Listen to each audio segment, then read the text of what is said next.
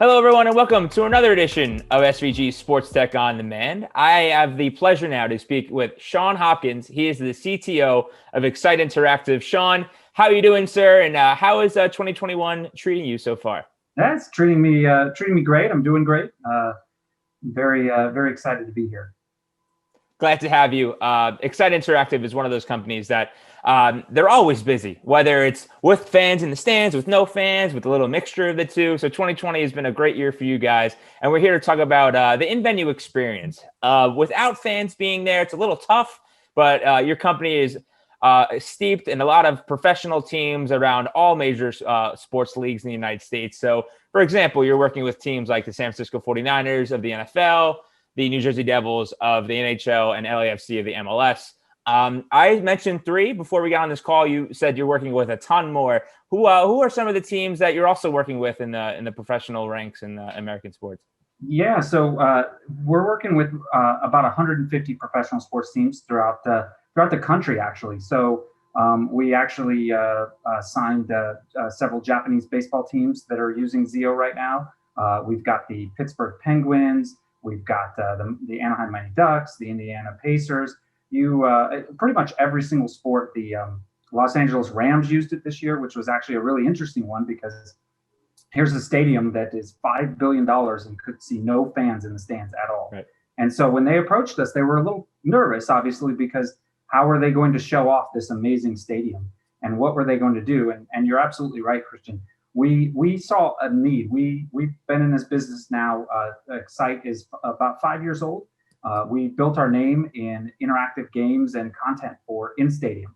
And so when the pandemic hit, we were obviously like, okay, what do we do here? You're right. We're one of the hardest hit industries, right? Nobody could come back to the stands, and they were actually the last people to start letting fans back in the stadiums, right. And in the venues. So we just kind of took a small pivot. We had already been doing interactive games inside the stadium where fans were touched on their mobile device and interacted with. We just kind of pivoted that, and it was actually quite easy. Teams started saying, hey, wait, your technology could be used outside of stadiums. And we said, well, yeah, of course. Like, we had been kind of itching them to kind of go that way. But then when we actually built it all around this platform, this fan engagement platform called XEO, it basically, the light bulb went off and all the teams kind of basically jumped right on it. I think at first they were a little skeptical in the sense that, there's a lot of gimmicky type software out there where you can kind of make some noise and cheer for your team, but it's just like one little gimmick. Our platform really focused on the entire experience that you would experience if you were at the venue, taking it home to the fans that were at home that wanted the sense of community, right? I think that was the biggest thing that our platform did. And I'll give you a great example. So the LA Rams, on their very first touchdown in the new stadium, we have part of our XEO platform allows all the fans to what's called tap to clap, which you tap the phone to make claps. And all those claps are cumulative and you see them on the screen. Mm-hmm. Well, in the first touchdown of the Rams, they saw 186,000 claps in 20 seconds from all the fans. So that just gives you an idea of how many fans were on there, how they felt this sense of community. Right. They're all supporting their team.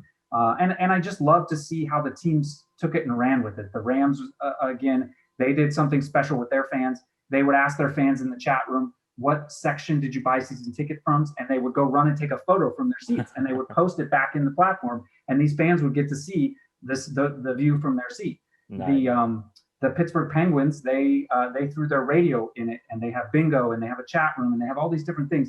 And I think that really spoke to one thing that we really tried to do, back to that kind of, there was a lot of smaller products that were very gimmicky. Our product is very much about a whole set of tools, almost like the Adobe After Effects or Adobe Photoshop of interactive. We give you hundreds of tools to make it your own experience for the fans. And so I think that's what teams picked up on right away, is there's no one experience. If you go look at all the clients running it right now and all our teams, there's no one team running it the same way. It's really awesome to kind of see that.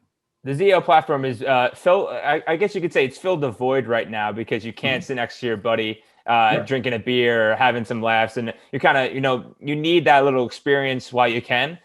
So after this past year, mentioning you fill the void, but even when fans do come back into a full capacity stadium when the time allows, after seeing this great interactivity and, things going well, how do you see this, improving in the future, even when people are, the butts are back in the seats?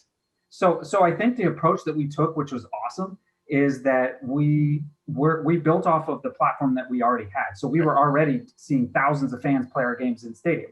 So we just expanded upon that platform. So as they're returning, and I'll give you a good example, the Stars, because Texas is more open than most states, let's put it that way right now. And so they are actually using it only for in-game right now. Right. So they have about 5,000 fans, and they're seeing about 20% of their fans use the platform in stadium right now.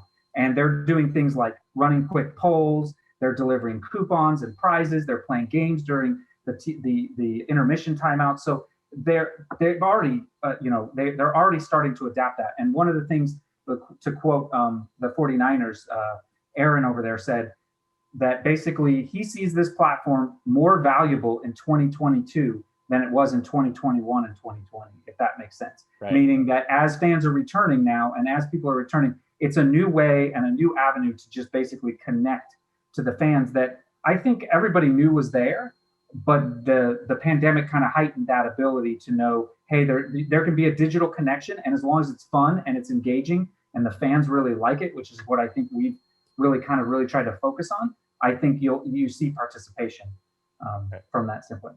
Awesome. Aaron Kennedy, big fan of SVG. Always love talking to him. And you're right. When fans do come back, they're going to be bullish to dive into everything in venue wise. So the gaming and interactive part of it is going to be interesting to see. But Sean, I really appreciate you taking the time. Best of luck in 2021. Let's see what happens in 2022, next year as well. And best of luck, and hope to see you in person soon. Sounds great.